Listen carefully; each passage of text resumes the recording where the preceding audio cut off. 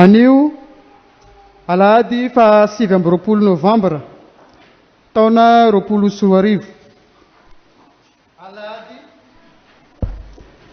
fahadimy amin'ny ty volana ity izay amaranantsika ny loha hevitra hoe miandrandra famonjena ny mino. Arak'izany ihany koa ry havako dia miova ny loko liturjika tsika izay hitantsika amin'izao fa maitso anantenantsika ny famonjen'Andriamanitra. Ny diakonina tompon'anjara mandritra izao fanompoam-pivavahana izao raha avako malala dia ny sokajy maharitra, ny mitondra ny hafatr'Andriamanitra ao antsika dia ny mpitandrina antsika eto an-toerana ihany. Iomanantsika eny am-pelatanantsika ry havako ny salamo 9:1 ka hatramin'ny 9:9, ary ny fanekem-pinoana laharana voalohany kosa no anambarantsika ny finoantsika an'Andriamanitra.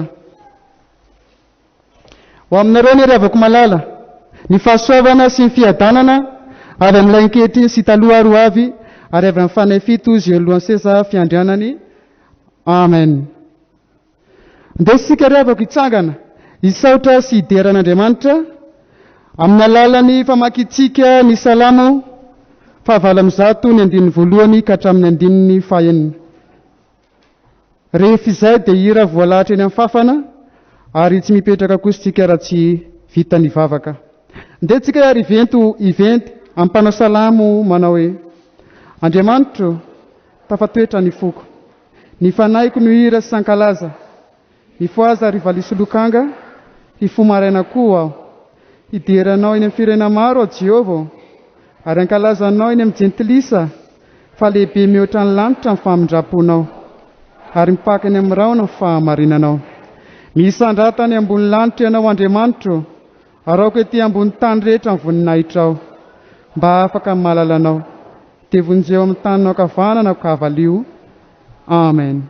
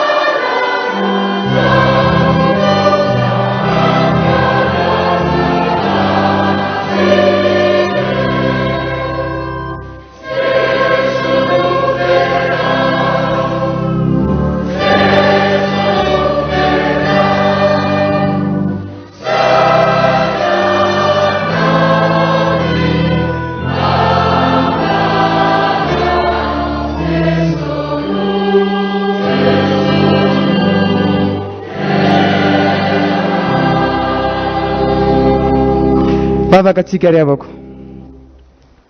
Ry Andriamanitra tompo rainay izay eny an-danitro, indreto izahay faly mankalaza manome voninahitra ny anaranao masina. Raha notahinao nandritra ny herinandro iny namakivaky ny herinandronay, ary tratra izao herinandro andro voalohany amin'ity herinandro ity izao. Andriamanitra, indreto ny fiangonana miseho eto anatrihanao, manandratra anao Andriamanitra, maniry fatratra ny andraisy hanovy zavatsoa avy aminao Andriamanitra amin'ny alalan'izao fanompona masina izao. Ataovy tafahoana aminao Andriamanitra izahay, ary aoko ny sitraponao Andriamanitra irery ihany no enoinay, ka hoentinay mamakivaky ny herinandro vaovaonay indray sy hijoroanay vavolombelona. Andriamanitra, tahio ary izao fanompo-pivavahana izao mba hiasan'ny fahainao masina, ka ho feno anao tokoa ny fiangonana ary eniky ny fahainao masina. Dia amin'ny anaranao Jesosy nanaovanay izany vavaka izany. Amen. Petraka ny fiangonana.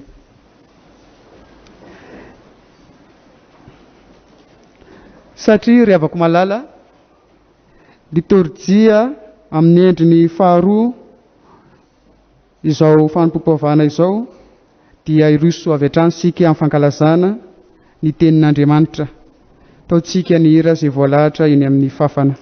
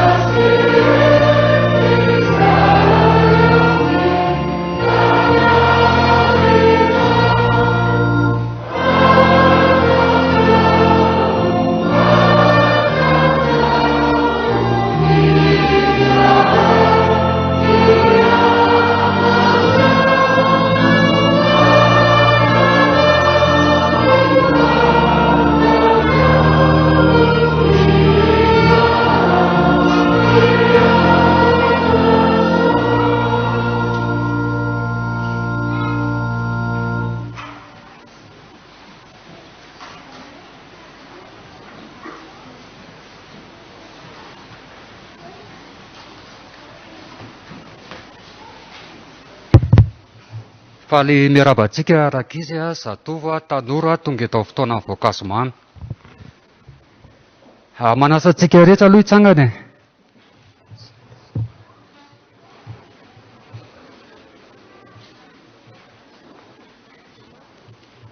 Mbola ry vavaka sika. Andriamanitra rainay eo misaotra anao izay fa menao fotoana afaka ihan'ny teninao. Mangataka ny fitarian'ny fananao masina izahay, aizana mandray afatra vaovao avy aminao. Dia tahio izany teninao izany Tompo, mba hampasalama ny vatanay sy ny sainay ary ny fanahinay.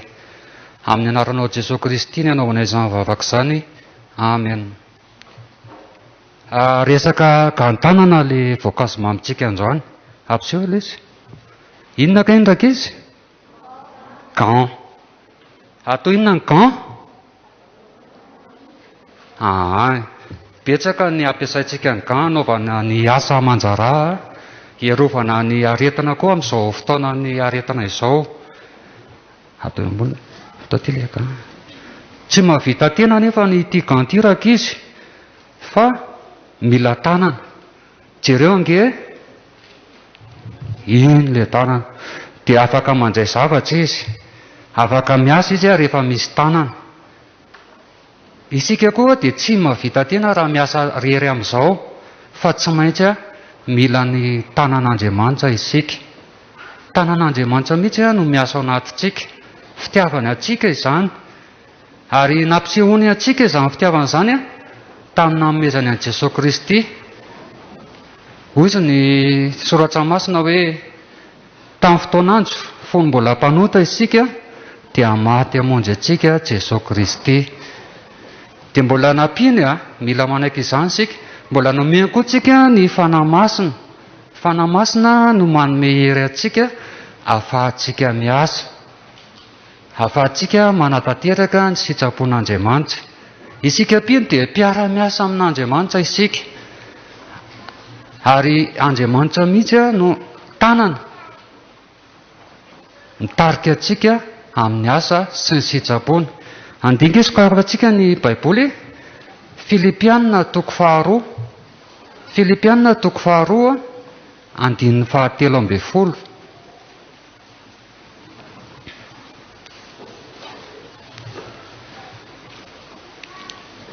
Filipianina 2:2, andininy 17.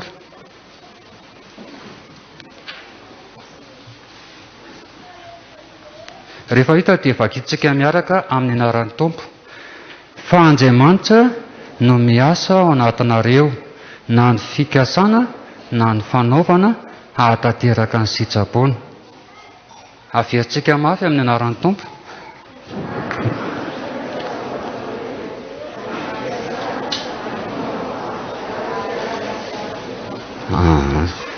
Ao an'Andriamanitra rero voninahitra, afaka mipetraka isika.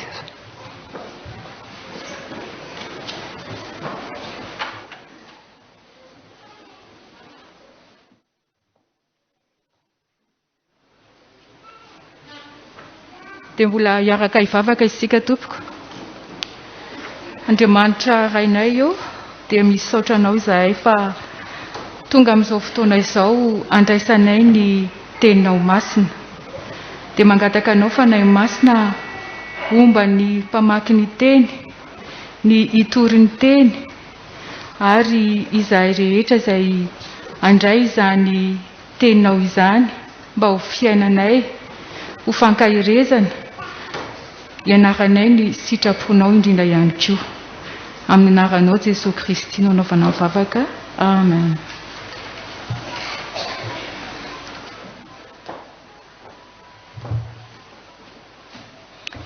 Iaraka maky ny soratra masina isika, sokafy ny baibolintsika ao amin'ny salamo. Salamo fa 120. Salamo fa 120.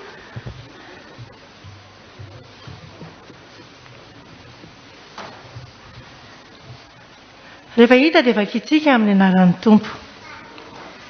Manompo ny masoko amin'ny tendrombohitra, avy aiza ny famonjena? Ny famonjena dia avy amin'i Jehovah mpanao ny lanitra sy ny tany. Tsy mba navelany angozogozo anie ny tongotrao, tsy ho rendrehana anie ny mpiaro anao, indro tsy matory na rendrehana ny mpiaro ny Israely. Jehovah no mpiaro anao, Jehovah no fialofanao amin'ny ankavanana. Ny masoandro tsy mba hamelenao noho ny andro, na ny volana noho ny alina. Jehovah hiaro anao amin'ny ratsy rehetra. Eny, hiaro ny fanahinao izy. Jehovah hiaro anao na mivoaka na miditra hatramin'izao ka mandrakizay.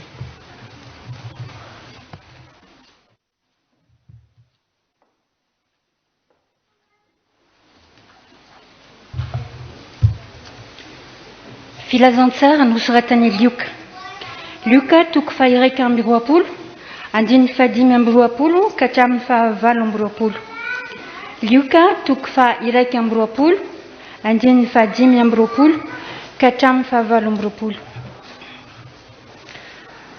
Ary samantarana eo amin'ny masoandro sy ny volana ary ny kintana. Ary ety ambony tany dia isy fahorin'ny firenena amin'ny fahaverezan-kevotra noho ny firondroan'ny ranomasina sy fanonjany. Ka ho reraka ny fon'ny olona noho ny fahatahorany sy ny fiandrasany izay zavatra ho tonga ambony tany. Fa ny herin'ny lanitra dia hohozongozonina. Ary amin'izany andro izany dia ahitan'ny zanak'olona avy eo amin'ny rahona amin'ny kery sy voninahitra lehibe izy. Ary raha vao miandoha izany zavatra izany dia miandrandra ka asandrato ny lohanareo fa manakaiky ny fanavotana anareo.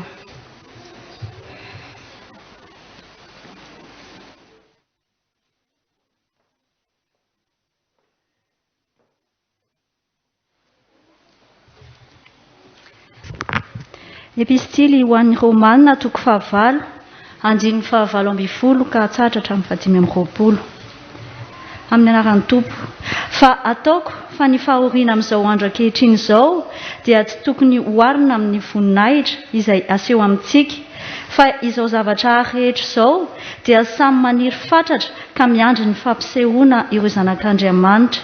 Fa izao zavatra rehetra izao dia nampanekena ho zava-poana nefa tsy noho ny sitrapony fa noho izay nampanaiky azy, sady nahazo fanantenana koa fa izao zavatra rehetra izao azy dia ovitsorana amin'ny fanandevozana dia ny fahalovana ho amin'ny fahafahana izay momba ny voninahitra ireo zanak'Andriamanitra.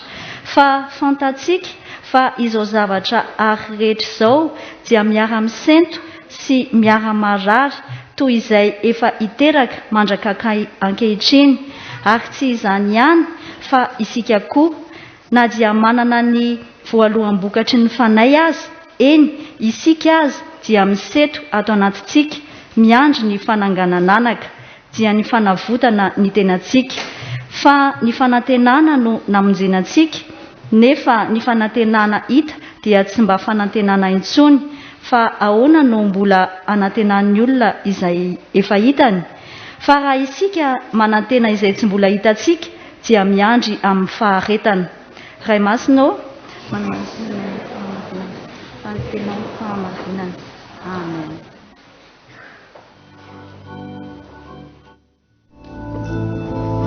Raha-pitsanganana ary avako mahalala ny hitsanantsika ny afatr'Andriamanitra amin'ny alalan'ny hira voalahatra eny amin'ny fafana.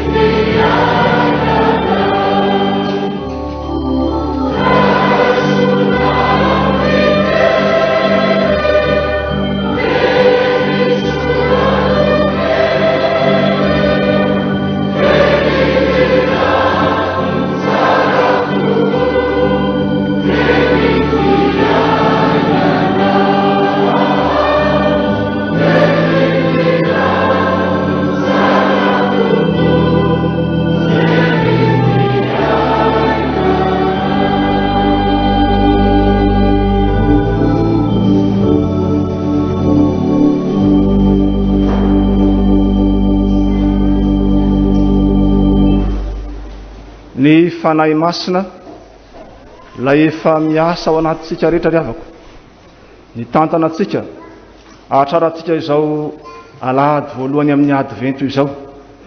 Ny fanahy masina no amango ny fonao rehetra ry havako, anokatra ny fonao mba tonga ny fonao tokoa ho tany lonaka aniriny ny voafafy dia ny tenin'Andriamanitra izany ka mba hitondra fiainana sy fanantenana ho anao ho antsika ne izany.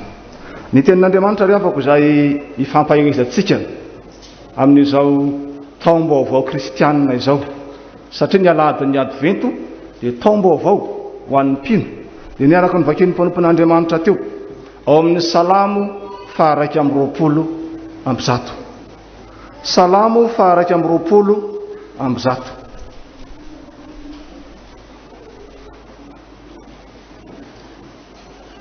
Rehefa todo zavatsarotra ry havako ny zanak'olombelona, misy zavatra tampoka miatra amin'ny fiainana izay tsy noeritreretiny, izay mandiso fanantenana azy, dia samy manana ny fomba entiny miatrika sy mandresy izany ny tsirairay. Misy zavatsarotra mitonga, mety mahatezitra, mety mandiso fanantenana. Ny sasany dia izao, inona nataony? Mihaino hira izy. Ny sasany iray ataony avy be mihitsy ny volume ny radio. Misy fifandirana kely ny an-dalana eny ka manamory fiarakodia, miakatra ambony be ny vitesy. Tezitra hono izany ramose. Ny sasany indray ry havana, rehefa mahatsiaro todo zavatsarotra sy sahirana atsaina izy, mihery misakafo be.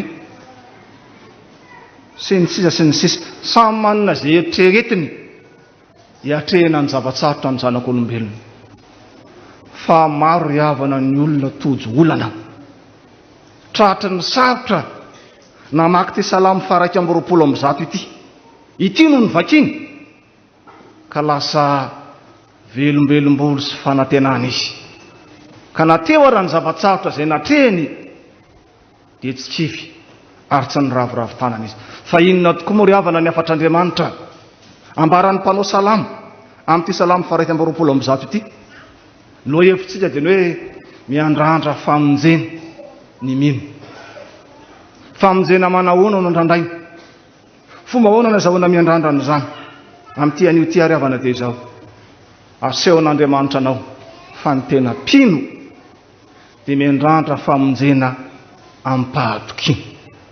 Ny mpino dia miandrandra famonjena ampahadokiana. Roa ny antony iandrasan'ny famonjena ampahadokiana. Roa ny antony izay hiatrehany zavatsarotra na mety zavatsarotra miandrady amin'ny fiainany ary ka tsy mahakivy azy. Ny voalohany dia izao: ny fahatserovany fa manana mpiaro azo antoka izy. Ny voalohany, manana mpiaro azo antoka izy. Dia ry havana ho verentsika ho vakina ny 3 voalohany, atserovantsika hoe ahoana tokoa moa izany mpiaro azo antoka izay ambaran'ny mpanao salamo izany. Manompo ny masoko amin'ny tendrombohitra aho, avy aiza ny famonjena? Ny famonjena dia avy amin'ny Jehovah mpanao ny lanitra sy ny tany. Tsy mba havelany angozozo any ny tongotra aho, tsy ho rehandrehana ny mpiaro anao.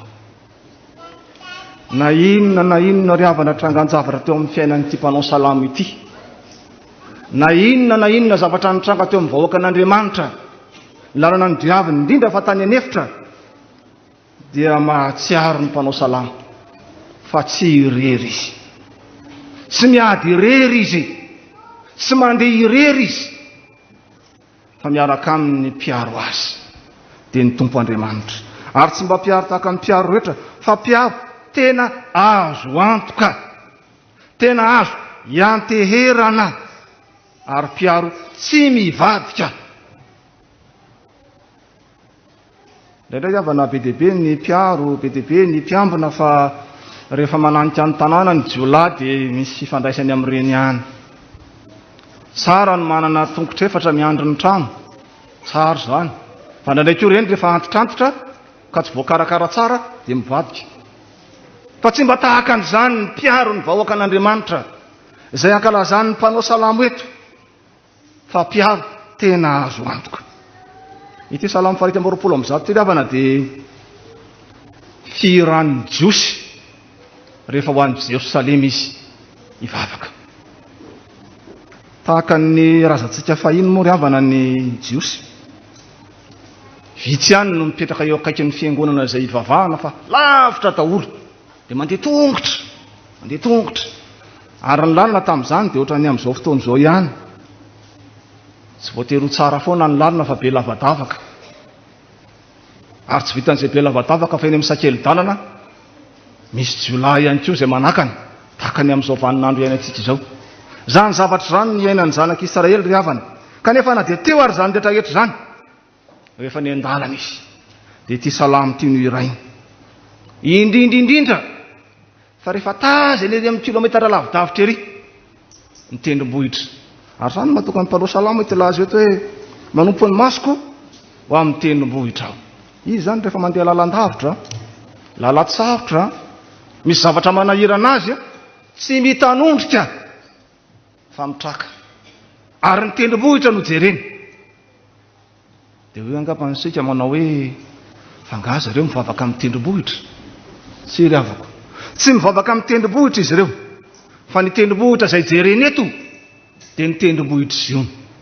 Ary eo amin'ny tendrombohitra Ziona no misy ny tempoly. Raha amintsika amin'izao fotoan'izao zany, ianao zany avy eny ambany dienina avy eny mahazo arivo eny ianao zany dia mitazana ianao dia hitanao hoe ry ny tendrombohitra misy amin'ny Manjakamiadana. Fa ny tena jerenao eny dia ny Ambavahadimitafo. Rehefa mba tratra ny embouteillage eny amin'ny Ambatoroka sy ny rehetrarehetra eny dia tsy adino mihitsy mitazana kely mba mijery efa akaiky ny tanàna. Dia tahaka an'izany mihitsy ny jiosy ry havako. Na lavitra ara ny lalana, na mampanahy eny amin'ny sakely-dalana, miandrandro izy zao dia mijery ny tendrombohitra Ziona. Mijery ny tempoly izy dia misinda ny avy zanany, misinda ny tahotra sy ny aya, ary tsy ahony akory ny zavatra mety hitranga ny an-dalana iny fa ny zava-dehibe aminy. Ny tanjony dia ny tendrombohitra Ziona ho tonga ao amin'ny tempoly. Ry havako malalo amin'ny tompo. Rehefa mba tody zava-tsarotra ianao, teo moa ny fitohanana ambany dimy no resahako. Aza variana mampaneno klaksona fa mba jereo ihany ny Jerosalema ety Ambavahadimitafo dia andalo azy ny fitohanana. Fa amin'ny fiainantsika andavanandro mihitsy ry havako dia samy manana ny fitohanana eo amin'ny fiainantsika. Samy manana ny zavatra manahirana azy sika. Miandrandran'ny lanitra, manatrika anao ny Tompo Andriamanitra, manatrika anao Jesosy Kristy. Fa raha teto tany izy dia tany Palestina ihany. Fa rehefa nitsangana tamin'ny maty kosa ny tompontsika, mipetraka amin'ny sezam-boninahiny izy, dia maneran'izao rehetra ao ny tompontsika. Ary zany natonga an' Jesosy laza hoe na aiza ny angonana roa na telo amin'ny anarako, eo foana. Manatrika anao ny Tompo Andriamanitra ao. Raha tody zava-tsarotra ianao, aza ampijaliana ny moteran'ny fiara, aza ampijaliana ny lecteur CD, aza ampijaliana ny fanaka otrano, aza ampahoriana ny ankonana sy ny mpiara-miasa, fa jereo Jesosy Kristy. Ary Jesosy Kristy efa tenin'Andriamanitra tonga nofo, dia ilay tenin'Andriamanitra mivelatra ao anatrehanao. Ataovy zava-dehibe ny fifikiranao amin'izany tenin'Andriamanitra zany. Vakio hoety manaraka anao any amin'ny toerana rehetra izay misy anao any. Eny tsy maninona na ny anaty finday ara tsy maninona zany. Rehefa mba misy paozy any ampiasana na récréation any ampianarana dia mba mijery tenin'Andriamanitra. Fa na inona zava-tsarotra mianjady aminao, tahaka ny jiosy koa ianao. Rehefa miandrandra ny lanitra ianao, miandrandra ny famonjena avy amin'Andriamanitra ianao, ho arenin'Andriamanitra ny fiainanao. Isinda avokoa izay mety tahotra sy fanahina. Zay ny lafiny iray havako. Fa ny lafiny iray koa dia zao, rehefa miandrandra ny tendrombohitra Ziona na mijery ny tempoly ny jiosy, dia velively-panantenana. Ka mavitibitika andeha any amin'ny tempoly satria ny tempoly no marika ny fanatrehan'Andriamanitra ny fiainan'izy ireo. Manao na ry havana ny fihetseponao, matazana an'Ambavahadimitafo eny lavitra eny ianao. Manao na ny fihetseponao tonga atao tranon'Andriamanitra amin'izao ora sy fotoana izao. Mahatsiaro fiadanana ve ianao? Velombelona ve ny fanantenanao sa vao maika anao godron'ny abozanana sy reraky ny hafanana? Misinda ve ny problemanao rehefa tonga atao am-piangonana ianao sa vao maika avoroa iny? fa ny tena pino ry havako dia esy lahatra fa ny tranon'Andriamanitra dia mariky ny fanatrehan'Andriamanitra ka ny fahatongavany eo dia isitrahan'ny fiadanana. Fa le apôstôly koa ry amin'ny Korinthiana voalohany toko 7:9 dia milaza fa izao ianao isika no tempolin'Andriamanitra. Petraka koa mifanontaniana hoe rehefa mba mifanena amiko sy mifanena aminao na mifanena amintsika ny olona mahatsiaro fiadanana ve izy? Mahatsiaro fifaliana ve izy? Sa sanatrian'izany rehefa mifanena amiko na mifanena aminao na mifanena amintsika izy dia romotra ny olona. Fa tempolin'Andriamanitra zaho sy ianao, mariky ny fanatrehan'Andriamanitra zaho sy ianao, misarotra any Kristy zaho sy ianao. Zany no tokony ho hitan'ny olona rehetra any amin'izay rehetra lehanao. Ary zany matoka Jesosy nilaza hoe ianareo no fahazavan'izao tontolo izao, ianareo no fanasin'ny tany. Afaka malalao amin'ny tompo herinandro vitsivitsy dia faran'izao taona 2012 izao. Samy nanany filazany rehetra velantsika any iny fa ny zava-dehibe mbola tsy tary izao anio izao. Tsarovy fa zava-dehibe ny fiarahantsika mivavaka, zava-dehibe ny fiangonan'Andriamanitra fa izaran'Andriamanitra sy hanomezan'Andriamanitra toko sy fiadanana ary fiarovan'izany. Fa tsarova fa zava-dehibe koa ianao, sarobidy amin'Andriamanitra ianao, endrik'Andriamanitra ianao. Tian'Andriamanitra koa ianao mba ao anatin'ny fahatsarana. Tian'Andriamanitra koa ianao mba ahitan'ny olona famonjena ny fionana aminao. Tian'Andriamanitra mba hataona olona maro koa ianao ho amin'ny fanjakan'Andriamanitra tahaka ny tempoliny izy io. Ny andrandra famonjena pahatokina ny mino ny faharoa avako dia izao. Toko lehibe no men'Andriamanitra fa ilay Andriamanitra piaro dia mahita ny antsipirian'ny fiainany vahoakany. Ilay Andriamanitra piaro dia miay sy mikarakara hatramin'ny faran'izay bitika indrindra amin'ny fiainan'ny vahoakany. Dia indray menotsika ny filazan'ny mpanao salama azy manomboka amin'ny 4 ka hatramin'ny 5. Indro tsy matorina rendrena ny piaron'ny Israely. Jehova ny piaro anao, Jehova ny fialofanao amin'ny akavananao. Ny masoandro tsy hameranao noho ny andro, na ny volana noho ny alina. Jehova iaro anao amin'ny ratsy rehetra, eny iaro ny fanahinao izy. Jehova iaro anao na mivoaka na miditra hatramin'izao ka ho mandrakizay. Aisay matoa miandrandra famonjena ary tsy hiviandalany reto zanak'Israely reto dia manana piaro azo antoka izy. Ary tsy azo antoka ihany fa miay ny fiainany hatramin'ny antsipiriany. Piaro hafakely. Ny piaro riavana na ny mpiambina dia misy fetrany ihany voazavan'ny lalan'ny asa. Hoe raha ohatra ianao zany ka garde ianao anio dia mba rapitsindray ianao mba repos, dia mety raha afaka apitsindray ianao miverina garde. Fa ilay piaro ny vahoakan'Andriamanitra kosa dia hafakely satria tsy mba matory na rendrehana. Tsy tena indray rehefa teren'ny hafanana. Azo mahita eto fa misy rendremana sady eto teren'ny hafanana. Fa ilay Andriamanitra ivavahantsika sady tsy matory izy ny tsy rendremana mihitsy. Fa inona ny ataony? Mijery ny fiainako sy ny fiainanao izy. Zaho sy ianao mety restory, zaho sy ianao mety rendremana, fa ilay tompon'Andriamanitra ilay piaro atsika kosa tsy mba matory izy.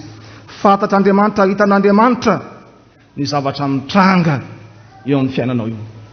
Aza mieritreritra ianao miady rery ary tompo fa dia tsy hitako tompo ty izy atao fa dia misaotra anao rehefa tonga ato an-tranonao. Zava-dehibe aloha izay. Fa tsarovy fa tsy miady rery ianao. Fa hitan'Andriamanitra manavesatra anao io. Fantatr'Andriamanitra mampanahy anao io.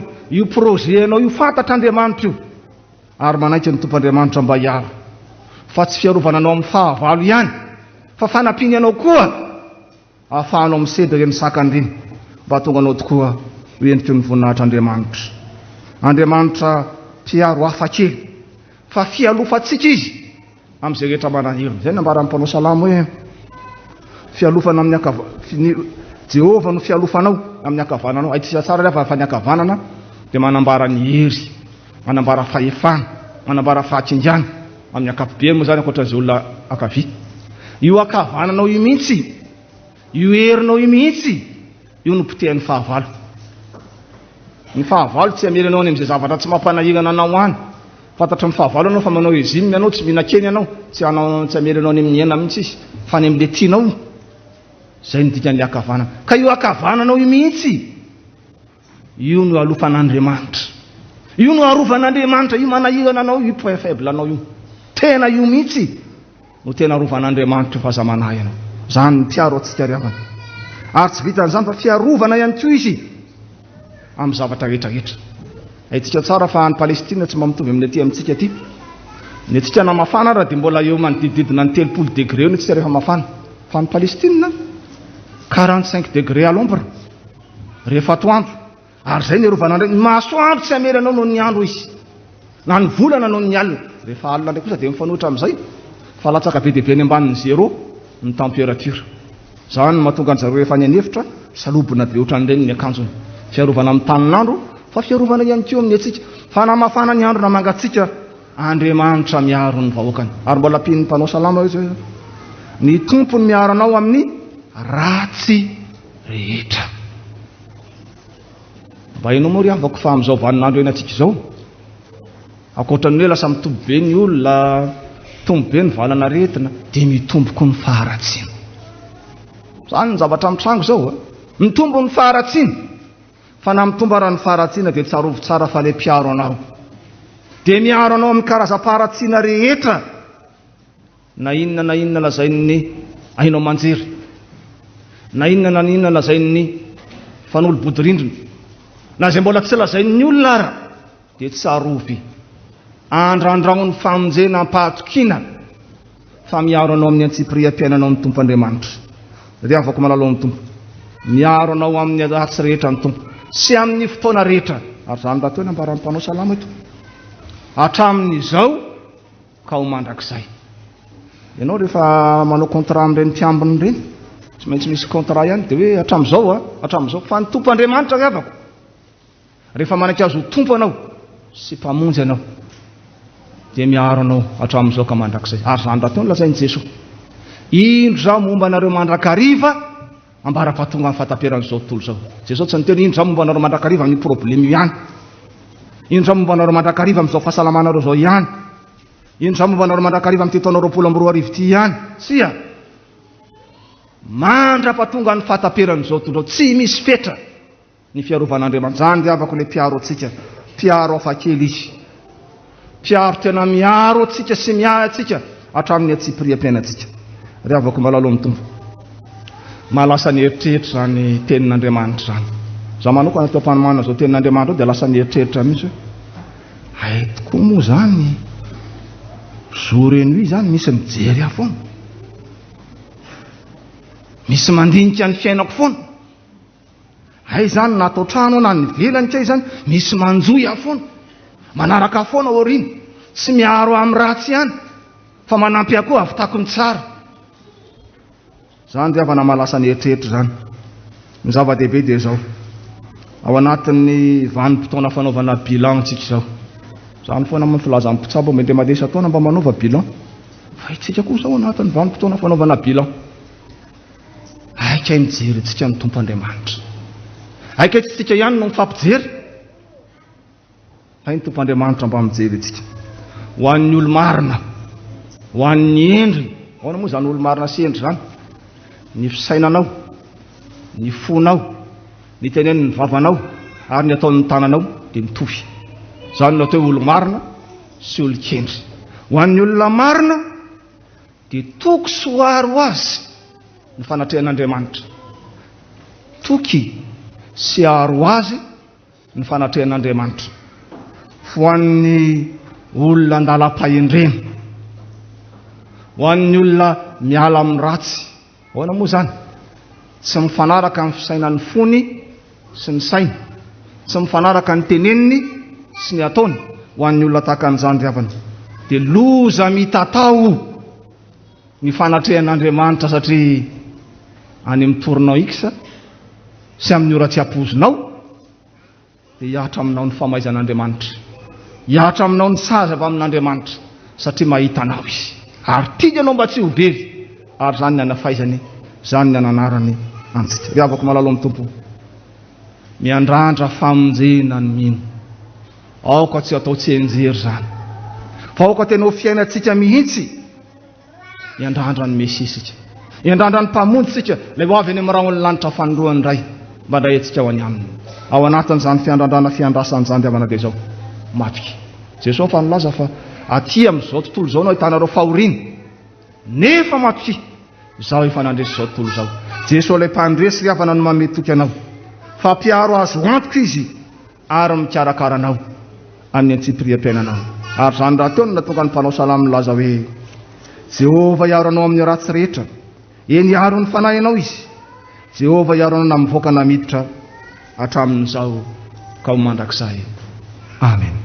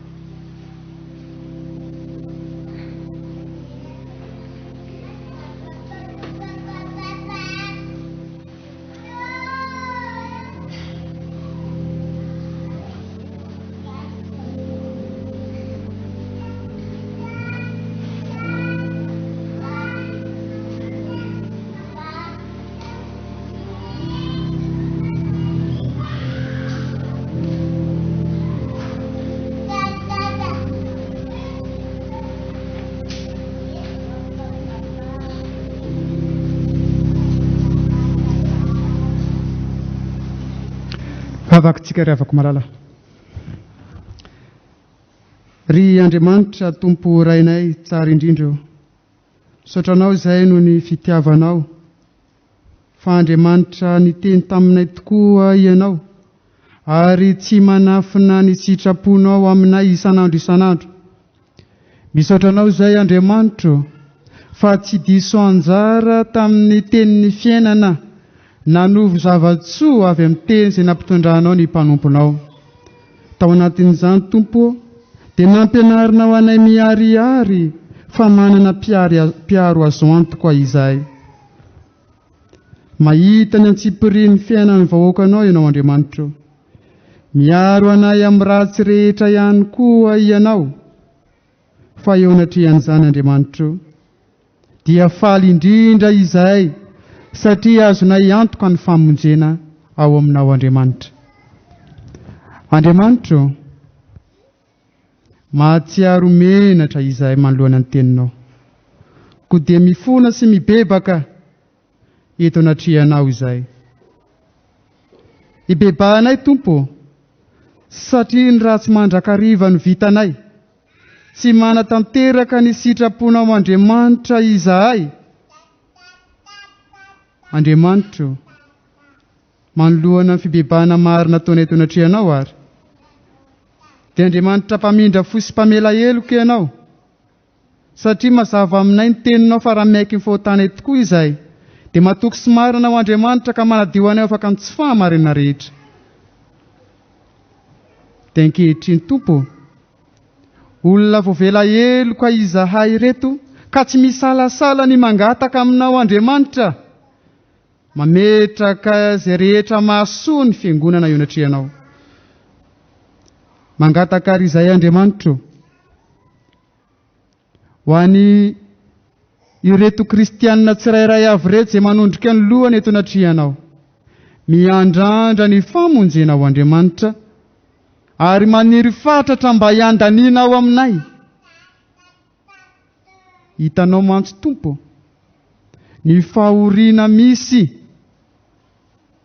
eny ampamakivakiana ny fiainana eny. Hitanao ny fijaliana, hitanao ny alahelo. Irina indrindra anao Andriamanitra hiasa amin'ny fomba mahagaga amin'ny fiainan'ny kristianina.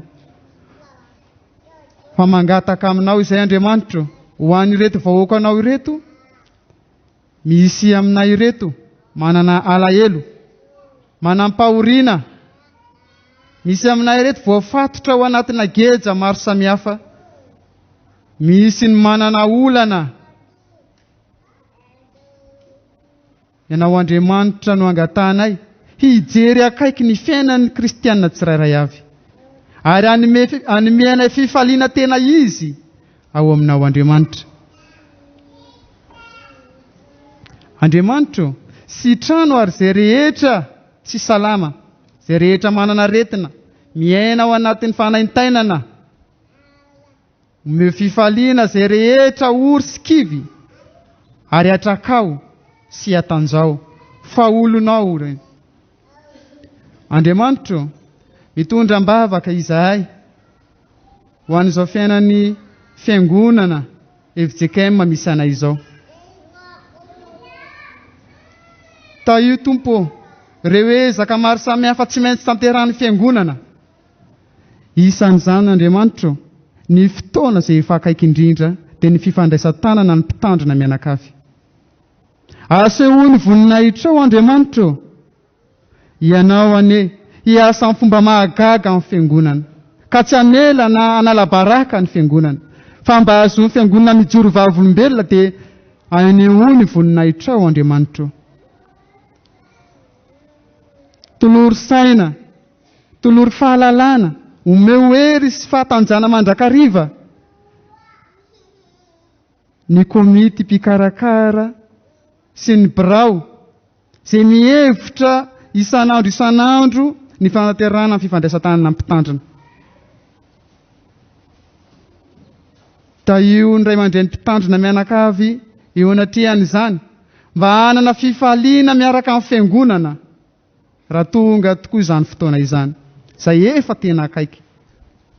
Andriamanitra, jereo ny fandaminana amin'ny antsipriany rehetra, manomboka amin'ny kely indrindra ka hatramin'ny lehibe indrindra.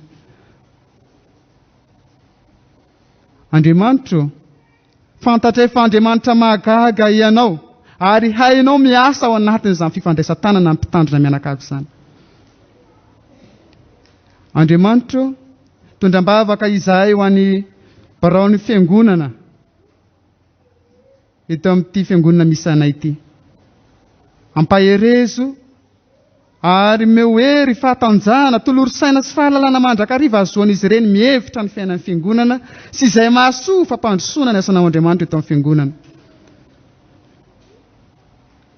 Tondram-bavaka izahay ny dekona, omeo hery mandrakariva mba tena hanao ny asa fanompona, ary ahery manana anao Andriamanitra ka tena vonina isom-bovoka amin'ny fanomponanao Jesosy Kristy. Andriamanitra, tondram-bavaka izahay ho an'ny mpandray fanasany tompo ny vita batisa sy ny tsy vita batisa rehetra eto amin'ity fiangonana ity. Ampaherezo mba hajoro sy ho mahatoky mandra-pahatonga anao Jesosy Kristy ny amin'ny ray olo-lanitra. Andriamanitra, mitondram-bavaka izahay ho amin'ny fiainan'ny FJKM, isaoranay ianao ny fahavitany fivoriam-piandraikitra fohy be, isaoranay ianao ny fahavitany famohana mpitandrina, fahirina indrindra Andriamanitra, mba ho feno hery avy aminao tokoa ny mpanomponao, indrindra fa ny fiangonana, mba azon'ny fiangonana mijoro vavolombelona amin'izao andro farany izao. Andriamanitra, jereo manokana ihany koa ity firenena ity. Hitanao zavatra manahirana ny firenenay. Eo ny aretina, eo ny haitany.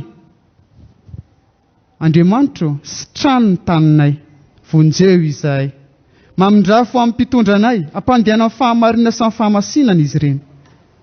Mba hatahotra anao Andriamanitra tokoa. Izahay tsirairay avy reto, dia manana izay faniriana aty anatinay tsirairay. Koa enoy Tompo ny fisentony fonay, fa indro atolotra eo natrehanao izany.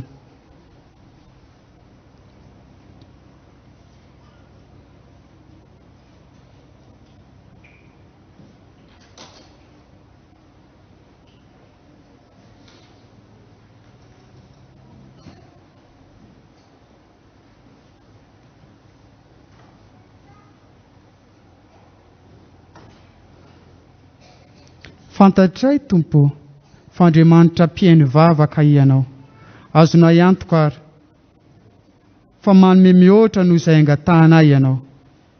Sitraka indrindra ary tompo izany vavaka izany ampimbonina amin'ilay vavaka nampianarin'i Jesosy manao hoe rainay izy izay nindanitra. Amasinana eny anaranao, tonga eny fanjakanao, atao eny sitraponao, ity tany takony eny andanitra.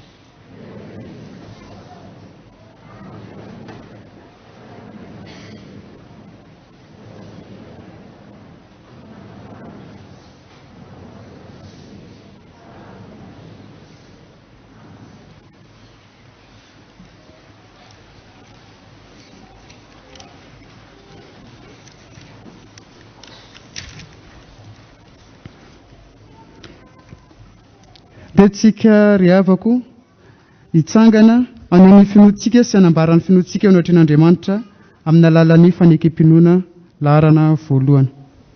Dia fiangonana hitsangana.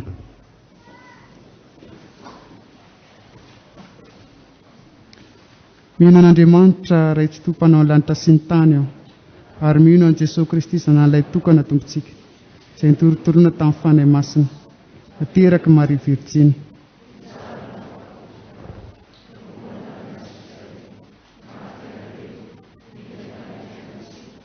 Sangana tamin'ny maty tamin'ny andro fahatelo, niakatra ho any an-danitra, petraka avy an'Andriamanitra ray tsy toa, aveny ny heviany tsara miverina sy ny maty.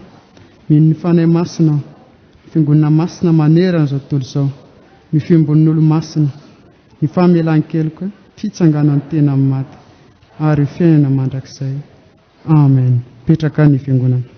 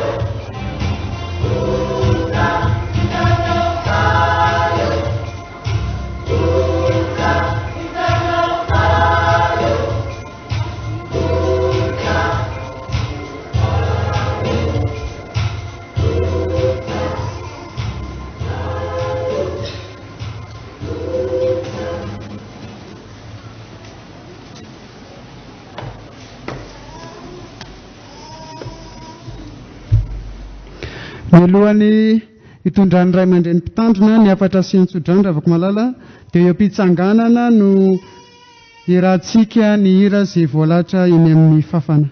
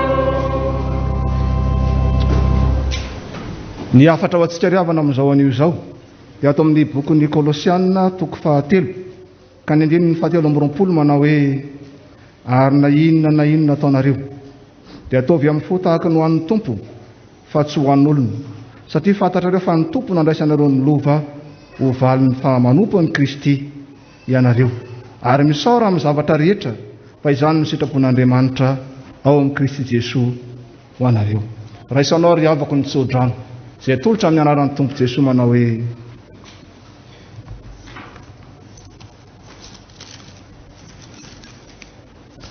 ary ho an'izay maharo anareo mba tsy ho tafitohina ary ametraka anareo tsy hainatsiny amin'ny voninahiny amin'ny firavoravoana ho an'Andriamanitra tokana mpamonjy antsika amin'ny alalan'i Jesosy Kristy tompontsika ny voninahitra sy ny fahalebiazana ny fanjakana sy ny fahefana hatramin'ny taloha indrindra sy ankehitriny ary ho mandrakizay. Amen. Petraka ianareo ivavaka mankena isika.